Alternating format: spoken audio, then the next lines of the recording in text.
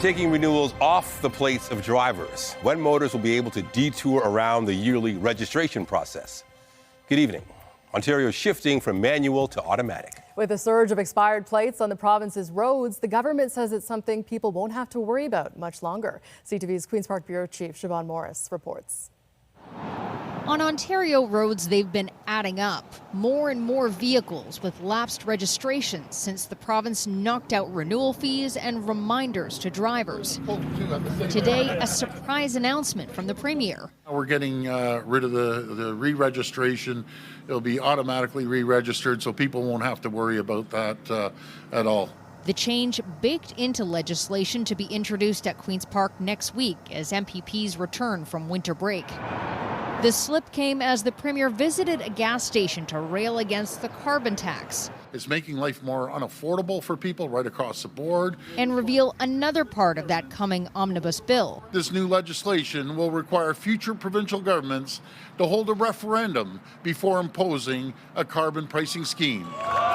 Taking swipes at the rookie Liberal leader in her hometown of Mississauga. My record couldn't be more different than Bonnie Crombie's. She supported the carbon tax right from the start. She's the queen of carbon tax. This is get back on track legislation. A stunt that political analyst Scott Reid says gives progressive conservatives a 2-for-1 deal the day after a tough loss in the courts on Bill 124. He gets to fight a very unpopular tax, and he gets to wedge Bonnie Crombie, the new Ontario Liberal leader, by associating her with the federal Liberal carbon tax. Forcing Crombie to say whether she supports carbon pricing or wants to part ways with the federal Liberals and reject it.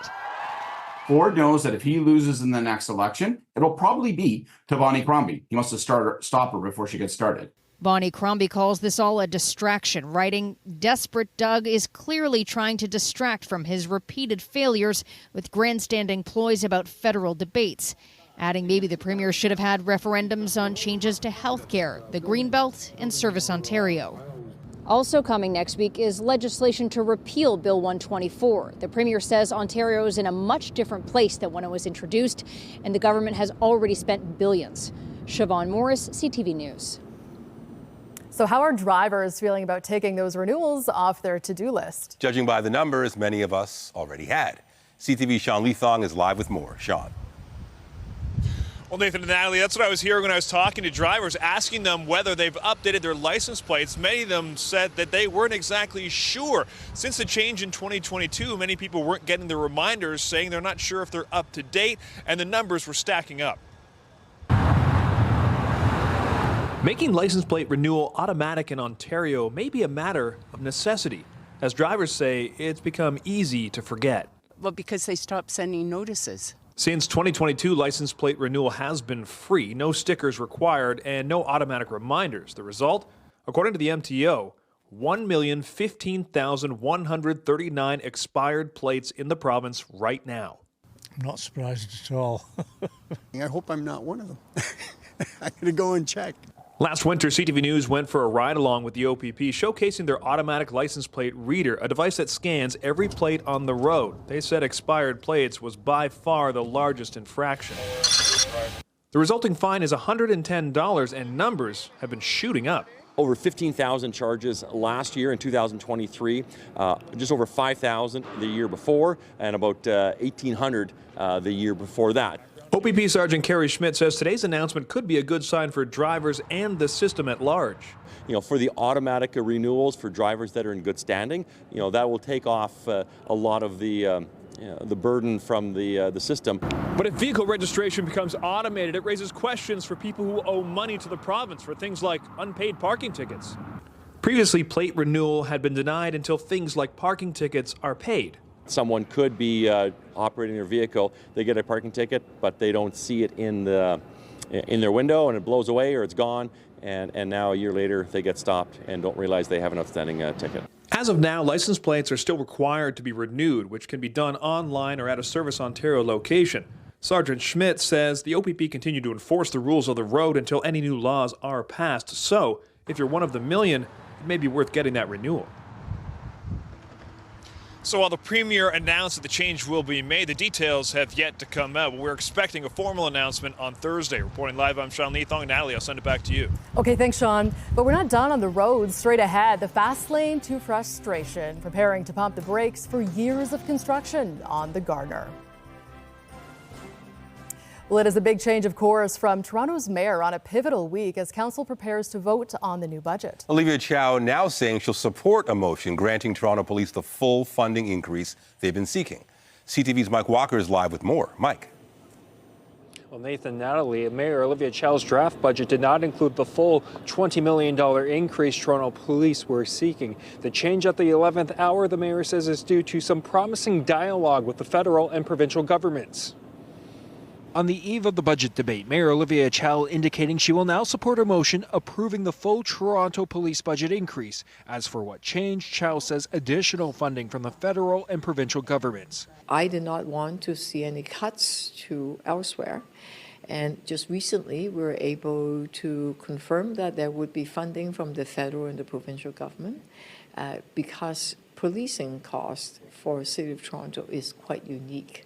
The about-face comes after the mayor's budget did not include the full $20 million increase the force was seeking, reducing it by $12.6 million.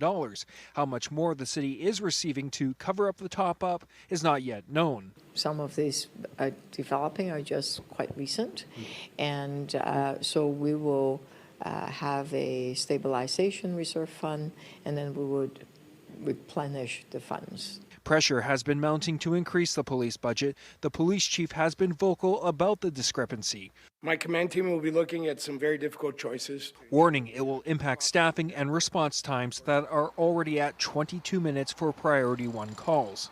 I think that there's been pressure from community speaking out. We've seen businesses speak out as well, and council as well has been very clear to the mayor that this is something that is important. The mayor has heard that. Several councillors, including Deputy Mayor Jennifer McKelvey, have indicated they would be pushing for the full police budget increase. If the Toronto Police Services Board and the chief are asking for this money, I know that it's needed. I know they'll put it to good use. I have heard for 6 weeks throughout this whole budget process just how important safety is here in the City of Toronto and how unacceptable a 22-minute response time is for Torontonians when they are in crisis. This motion will bring the police budget total to nearly $1.2 billion.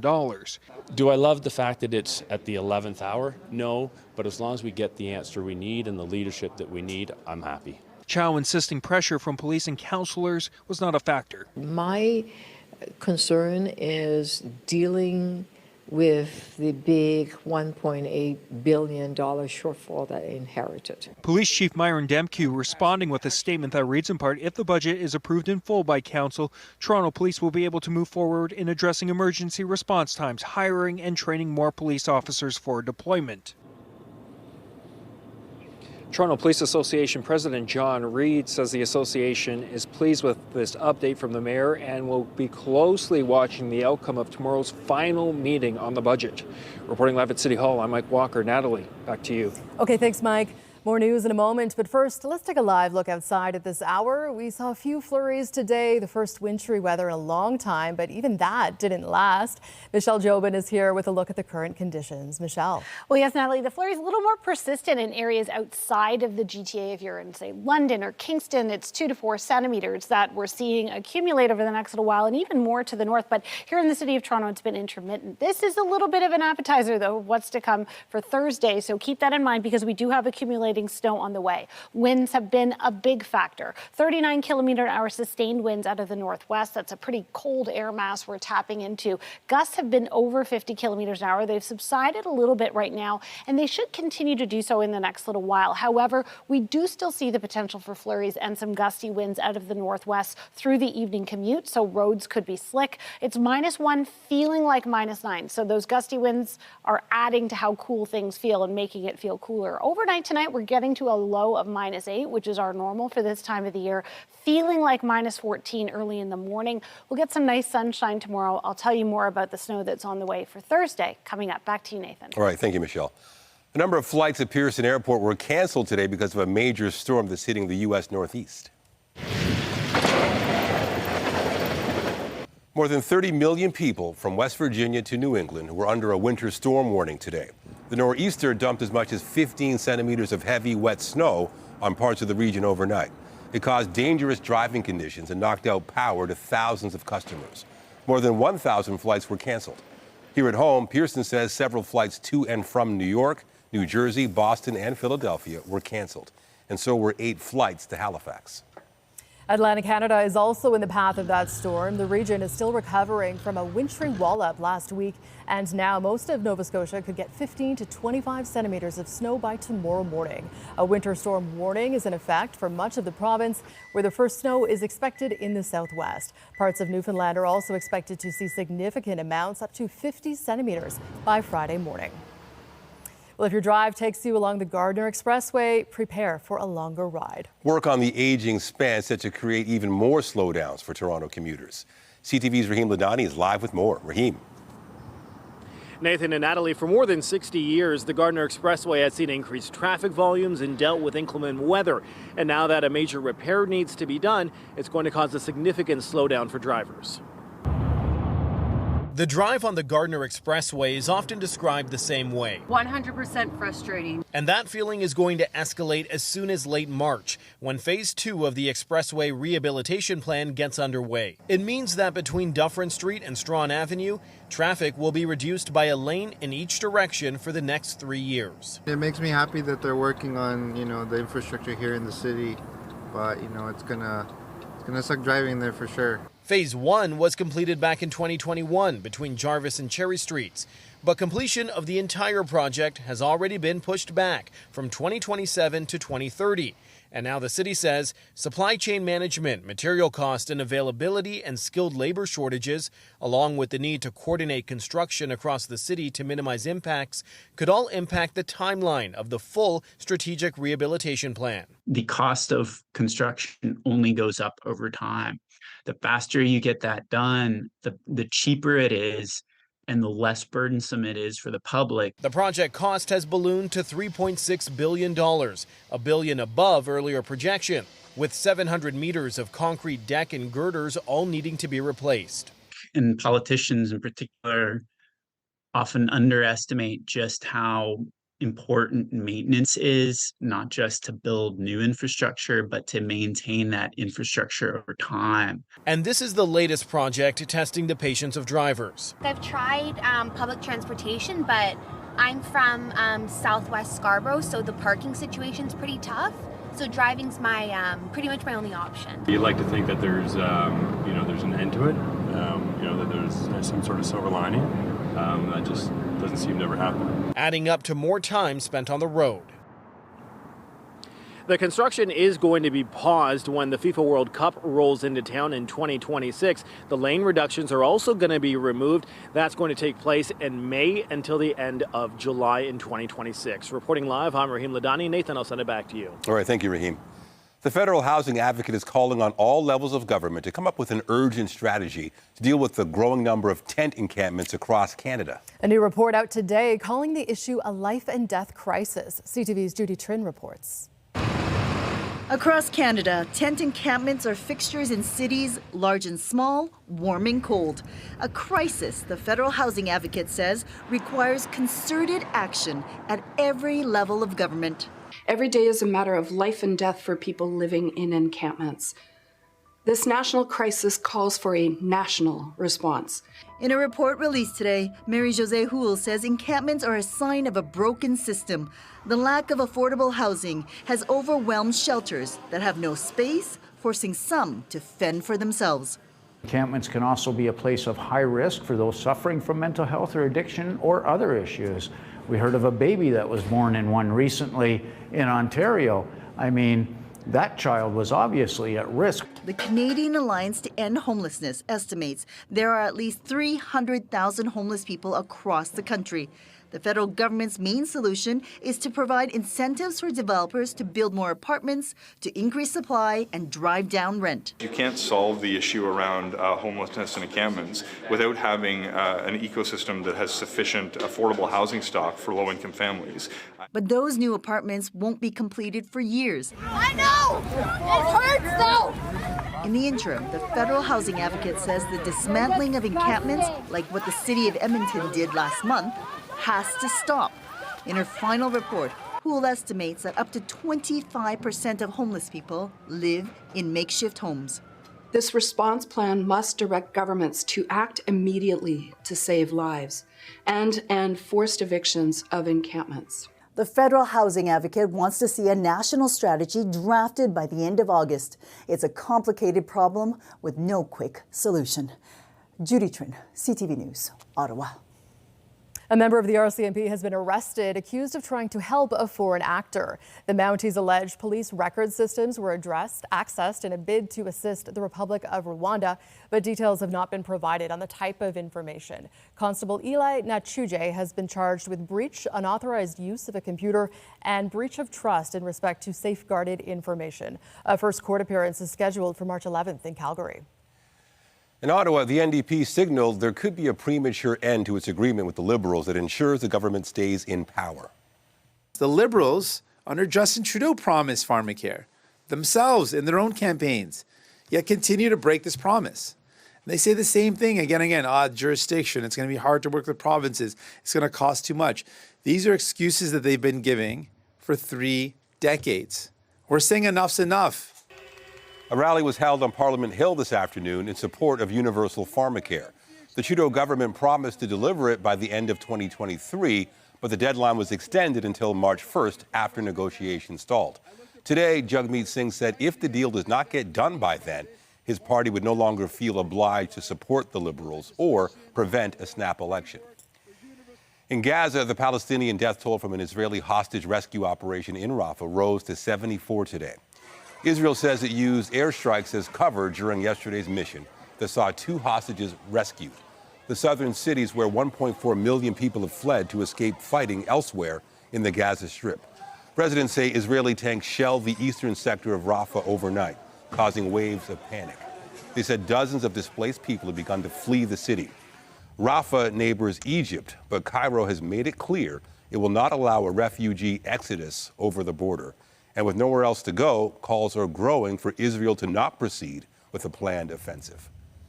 My sincere hope is that the negotiations for the release of hostages and some form of cessation of hostilities to be successful, to avoid a all-out offensive over Rafah, where the core of the humanitarian system is located, and that would have devastating consequences.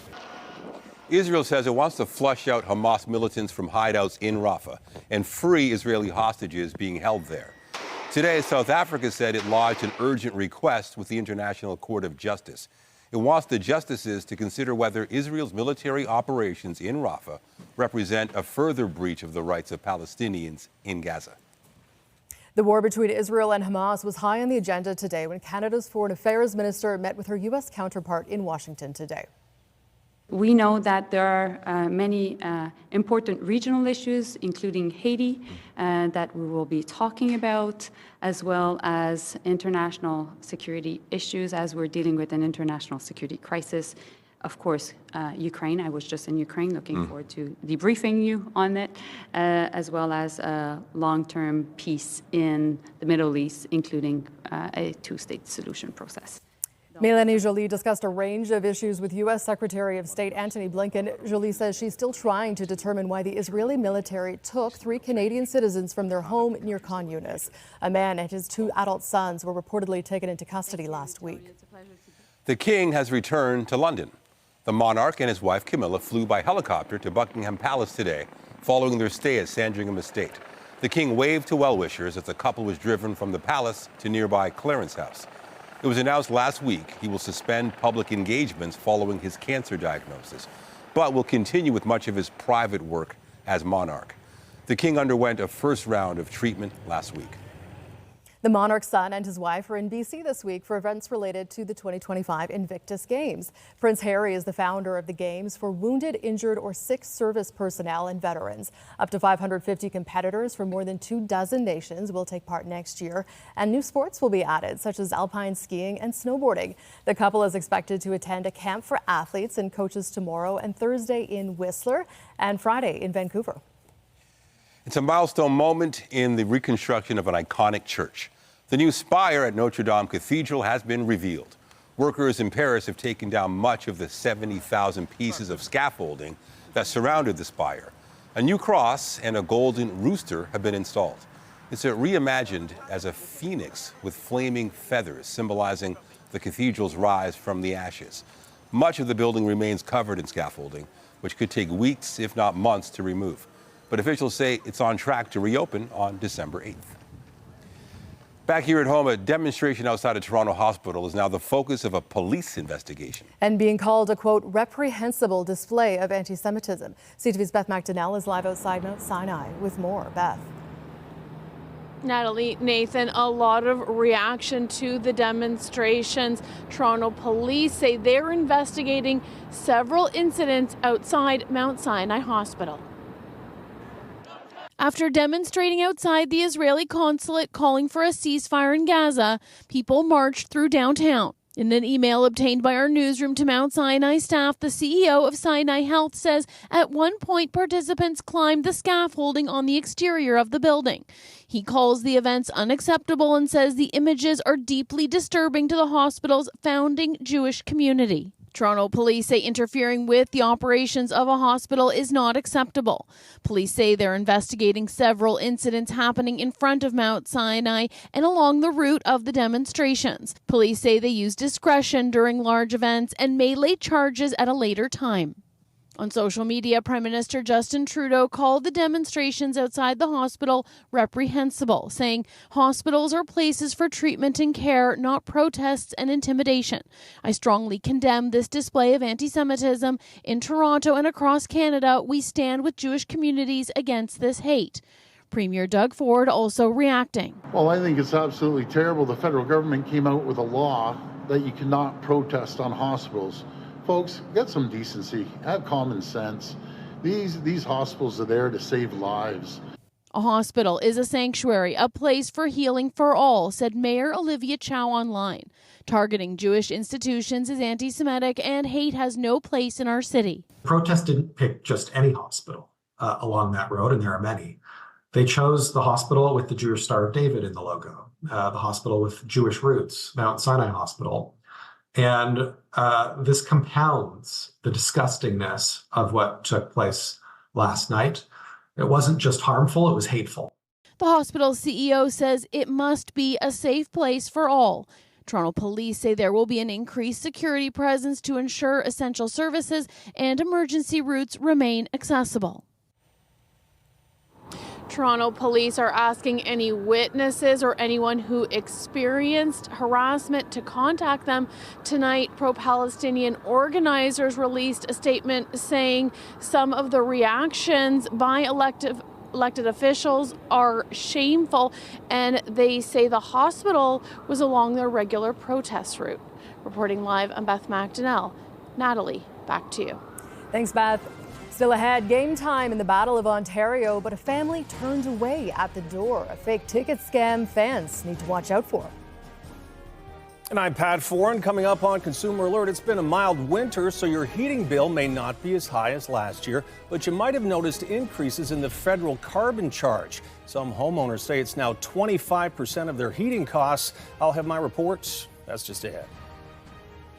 A low of -8 tonight, feeling like -14 first thing in the morning tomorrow. We will get to high of 0 degrees under partly cloudy skies. We're looking ahead to Thursday and Friday, though. In the wee hours of the morning Friday, this will wrap up, but we're looking at considerable accumulating snow. We'll talk about that and stay with us. We've got another full night of great shows for you right here on CTV.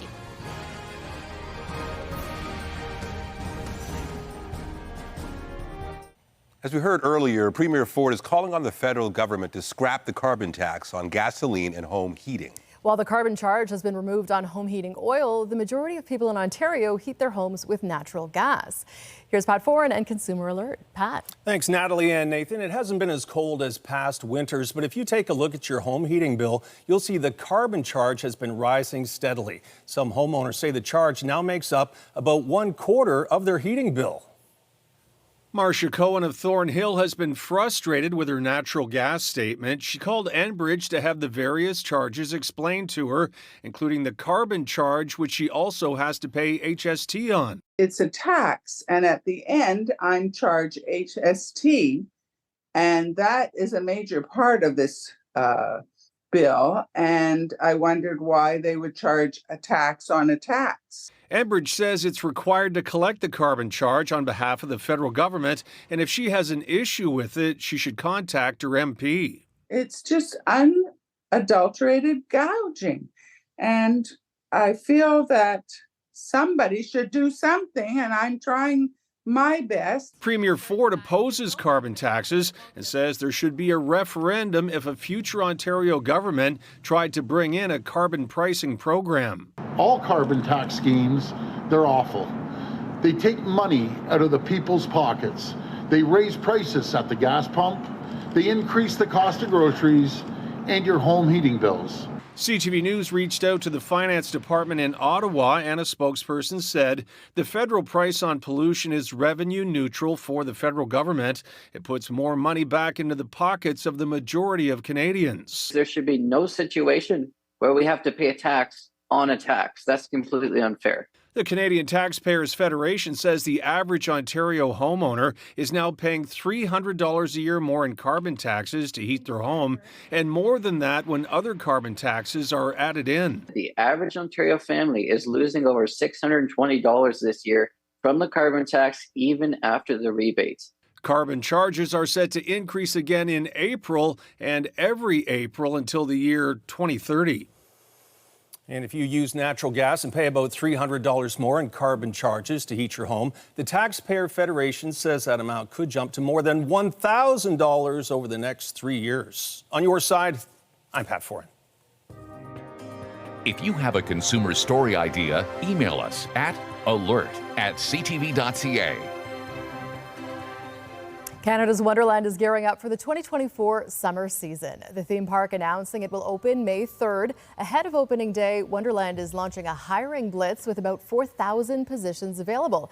Applications are now open and candidates must be 15 or older. All right, to the forecast, I think of Wonderland, I think of warm weather, but we're not there yet. We're still in the middle of winter and we've got some snow on the way. Yeah, this was kind of the day where you could go on a roller coaster ride. It was a bit unsettled in the system. I feel like the weather's taking us on a little bit of a roller coaster ride because we were so warm last week. And, we're now dipping into territory that's more our seasonal norms. And, of course, there is snow on the way. Not just the flurries that we're seeing today, but there's more on the way for Thursday. And you'll probably need your shovel to clear your driveway after that event. So we'll talk about that. Weather is brought to you by Train, the most reliable heating and cooling brand. It's hard to stop a train. So the temperature's taken a bit of a dip at this point, and we're feeling even cooler than our -1 currently at Pearson Airport when we factor in the very gusty winds we've had out of the northwest in the last little while. -1 feeling like -9. If you're in Wyerton, -4 feeling like -8. We saw those winds really ignite over the Great Lakes in the last little while, and that's actually fueling a little bit of what we're seeing in terms of flurry activity. Some of it is more so lake enhancement than system based. So -8 feeling like -14 as we get into the overnight, especially in the early morning hours around 6, 7 o'clock. That's when we're really going to feel that -14. So a chilly start tomorrow after a cool overnight. Those flurries, they could be with us for the next little while. And as I mentioned, as we get further afield from the GTA, this is 2 to 4 centimeters today. Here in the GTA, of course, it's just a bit of a light dusting for the most part. And we are headed for a high of 0, feeling like -5. Winds will still be lighter tomorrow. but they're enough to give us a bit of a wind chill, and they'll be out of the north and northwest at first. But we'll get partly cloudy conditions. We'll see that nice clearing through the overnight period and for tomorrow. So obviously we've been talking about a big system off to the east. That's that nor'easter that's affecting New York, Boston, and of course Atlantic Canada. This system moving through, and another one on the way for us that's moving up from the U.S. Midwest. And I'll show you how that worked. This trough line, it's been a bit of a weak disturbance. This next one moving through, that's going to bring a fair bit more moisture with us. And if we put on our forecast radar, start to see that little bit of enhancement with those winds out of the northwest over the lakes, that continues tonight, and then they start to taper off. We get that clearing for tomorrow. And then as we get into Thursday, that's when we start to see the advance of this system. Areas to the lee of Lake Huron, Georgian Bay, 15 to 20 centimeters, not out of the question. According to current models, here in the GTA, I think more like 5 to 10. If you're in areas like Caledon, it might be a little bit more than you. It could be over 20 centimeters at that point. This lasts with us until Friday morning, and then it starts to taper off into flurries. So this is going to impact definitely your evening commute, your afternoon, evening commute on Thursday. So 0 for Valentine's Day tomorrow, a cool start to the day, and then we get that snowfall starting Thursday as flurries, and then light snow into the evening. Friday, -2, cooler in behind this, meaning what snow we get on Thursday is going to stick around because we'll be staying 0 or below. Back to you, Nathan. All right, thank you, Michelle. Also tonight, if Valentine's isn't your jam, what about Galentine's? How the celebration of female friendship is being celebrated here in Toronto.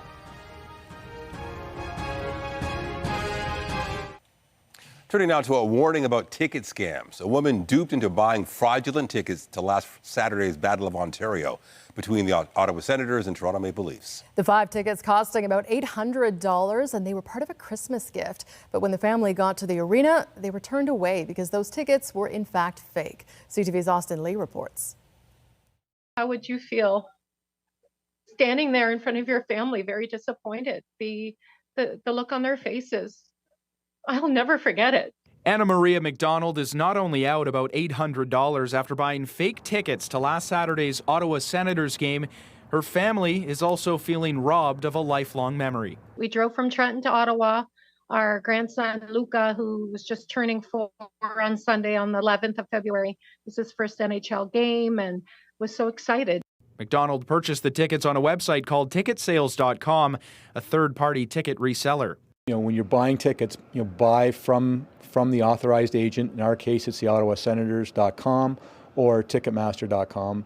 The Senators provided McDonald with a letter from their box office that confirmed she had been defrauded in order for her to get some kind of restitution. But McDonald says the tickets were just one expense for their trip up from Trenton. Obviously a full tank there and back for my car, so $80. The hotel at the Hyatt West Ottawa was $1,000 for 2 rooms. The tickets basically give or take $800. With the Toronto Maple Leafs in town, Saturday's game was a hot ticket, and although it's a rare occurrence, McDonald and her family were not the only ones who were scammed. It doesn't happen very often. This would be, I think, the first incident this year at a hockey game, but we do get an incident or two on an annual basis. As a suggestion, please buy your tickets off of Ticketmaster or go straight to the venue. CTV Ottawa reached out to tickets.com for information on their refund and customer service policies, but we didn't hear back in time for broadcast. Austin Lee, CTV News. One of Canada's most decorated curlers is retiring, but not entirely. This is going to be Jennifer Jones's last season of women's team curling. The 49-year-old from Winnipeg has won 6 Canadian championships, 2 world championships, and an Olympic gold medal. Jones says she will continue curling mixed doubles with her husband, Brent Lang. They won the Canadian championship last year and finished 4th at the Worlds. Boots and Hearts Festival is adding several big names to this summer's lineup.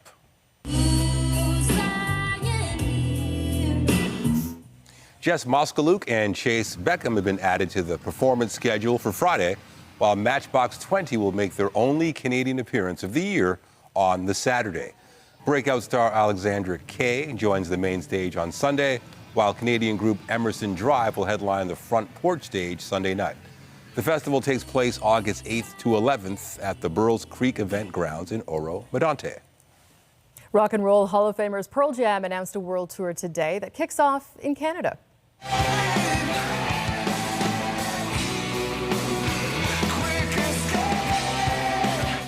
The tour begins in May with 2 shows in Vancouver, the only Canadian dates so far at least. The Seattle Rockers also revealed the name of their first studio album in 4 years is Dark Matter. It will be released April 19th, and the first single has the same title. Meanwhile, it looks like American Idol will be looking for a new judge soon. I think this probably will be my last show, my last season for Idol. I mean, I love Idol so much. I know it's connected me with like the heart of America, but I feel like I need to go out and feel that heart pulse. of Rio. That pulse to my own beat. You know what I'm saying, Jimmy? Wow.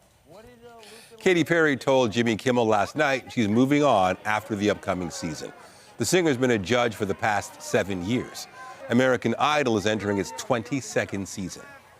And from a departure to a return, Jon Stewart was back at The Daily Show last night, 9 years after walking away. The comedian coming back for Monday nights, just as the U.S. presidential election heats up. And Stewart kicked off his election coverage with a commentary on Joe Biden and Donald Trump's ages. One thing we know for certain is this. We have 2 candidates who are chronologically outside the norm of anyone who has run for the presidency in this country, in the history of this country. They are the oldest people ever to run for president, breaking by only 4 years the record that they set the last time they ran. A rotating lineup of comedians will host the other nights, and Stewart will also serve as executive producer on the show. Everybody knows tomorrow is Valentine's Day, but did you know today is Galentine's Day? A made-up holiday celebrating the relationships between women. CTV's Andrea Case joins us now with the story. Andrea. Natalie, Nathan, good evening. Yes. Well, it was the sitcom Parks and Rec which coined the phrase Galentine's Day, and that was in 2010, and many have come to embrace it. Now, imagine being a couple of kids in Whitby and dreaming of making it big, and then it happens for both of you. That's what happened to Jazz and Priyanka. Question, what was the name of the queen who went from Toronto to North Supreme?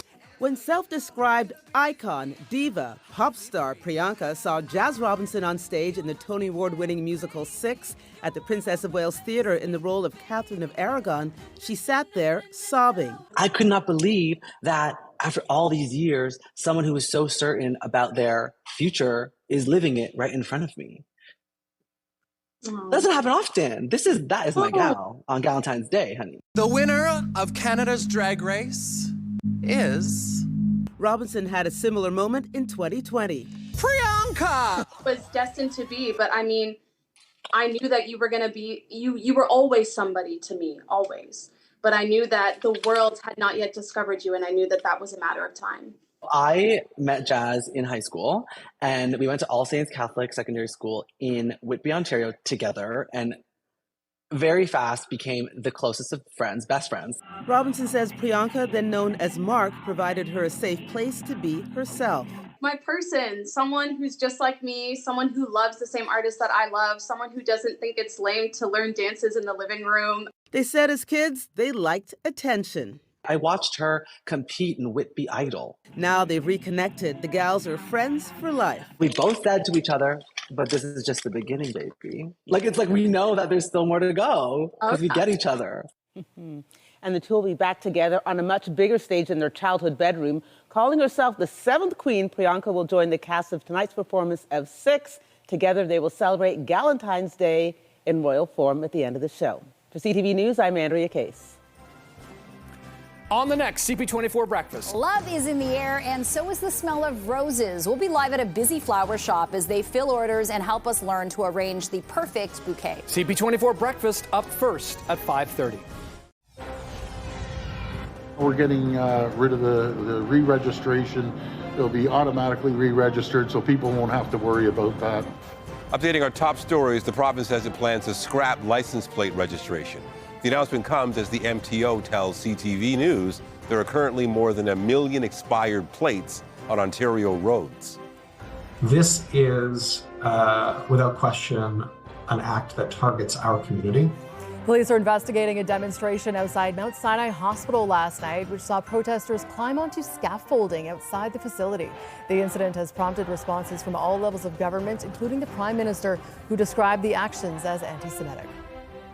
Just recently, we were able to confirm that there would be funding from the federal and the provincial government because policing cost for the City of Toronto is quite unique. Mayor Olivia Chow says she will back a budget that includes the full spending increase requested by the Toronto Police. The reversal of her previous position to give the service less than it asked for comes on the eve of the budget vote. Remember to keep up to date day and night through our website, ctvnewstoronto.ca, and by downloading the CTV News app. And if you have a news tip, photos, or video of breaking news, let us know. In business, investors are dumping Canadian e-commerce player Shopify on fears rising costs will hurt profits. With more, here's Andrew Bell from BNN Bloomberg. Hello there. Shares in Shopify dropped more than 12% on a warning that operating expenses are rising more quickly than expected. The company helps millions of businesses in more than 175 countries to sell over the internet. It warned that its costs, fueled by marketing and employee compensation, will increase at a, quote, low teens percentage rate in the first quarter. Still, Shopify posted a strong holiday quarter, with revenue rising 24% to more than $2 billion. America's soaring stock market slipped today in reaction to hotter than expected inflation data. Stock prices, which hit a record closing high on Friday, fell on news that year-over-year inflation last month was 3.1%. Shelter costs were the biggest driver, but there were also rises in outpatient hospital services and pet services. Traders have all but abandoned hopes for a Fed interest rate cut before July. And finally, lots of us enjoy a good science fiction tale, but America's top investment regulator is warning companies not to take it too far when they talk up the promise of artificial intelligence. Gary Gensler, head of the U.S. Securities and Exchange Commission, said firms must avoid, quote, AI washing. He said that companies must clarify for investors what they mean when referring to AI. On the markets, the Canadian dollar traded at 73.69 US cents, down about 2/3 cent. WTI oil, the North American benchmark, was at $77.56 a barrel, up 74 cents. Our latest quote on Western Canadian Select is $57.27 US a barrel for the Alberta benchmark, down about 25 cents. And the TSX Composite ended the session at 20,584.97, dragged down by Shopify and losing just over 482 points.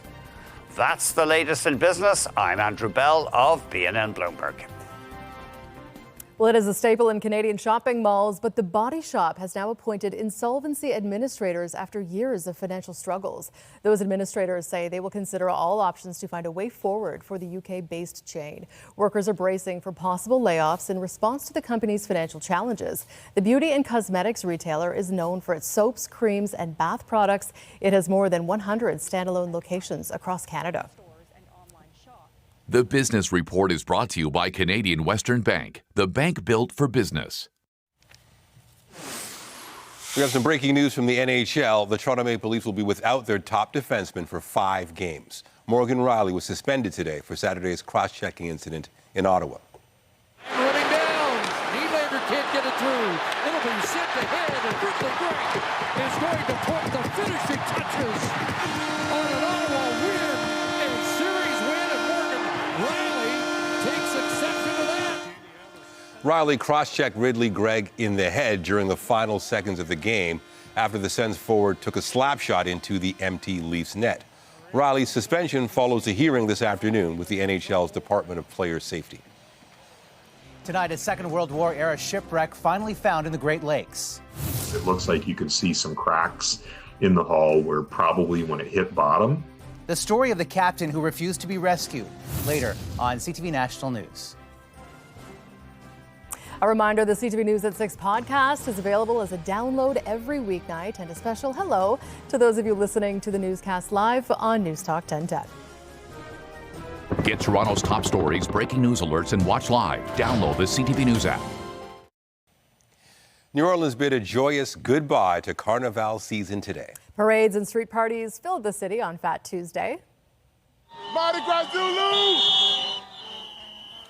New Orleans has America's largest and best-known Carnival celebration.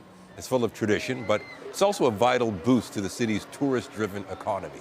Mardi Gras, or Fat Tuesday, is a secular holiday, but is tied to Christian and Roman Catholic traditions. It always falls the day before Ash Wednesday and is seen as a final day of feasting and revelry before the solemnity of Lent. Ready, marks, get set, go. It was also Shrove Tuesday, and the English town of Olney hosted its annual Pancake Day race. Local residents raced against women from Kansas, USA. Contestants must run with a pancake in their pans, flipping it at the beginning and the end of the race. According to legend, the event started in 1445 when a woman arrived at church on Shrove Tuesday, still clutching her frying pan with a pancake in it. All right, gotta love pancakes. Yes. So what are we in for tonight? We're looking at very gusty winds right now. They're diminishing. We have the flurries, but they should clear up a little bit later on. Let's take a look at how things are playing out currently on radar and satellite imagery, and you can see that we do have those flurries that will start to wrap up. It's a little bit more than that if you're in areas to the east or west or north of the city. It's -1 feeling like -9. So those gusty winds making it feel very chilly. It's going to feel like -14 when you wake up in the morning, a high of 0 tomorrow with some sunshine. Snow arrives on Thursday by the afternoon, so be prepared for that. And a reminder, tonight's Lotto Max jackpot is an estimated $60 million plus 6 Max Millions. All right, thank you, Michelle. Be sure to join Omar Sachedina tonight at 11 for CTV National News, followed by our next local newscast at 11:30. In the meantime, our coverage continues anytime on CP24 and online at ctvnewstoronto.ca. For Michelle Jobin and all of us at CTV News, thank you for watching and have a good night.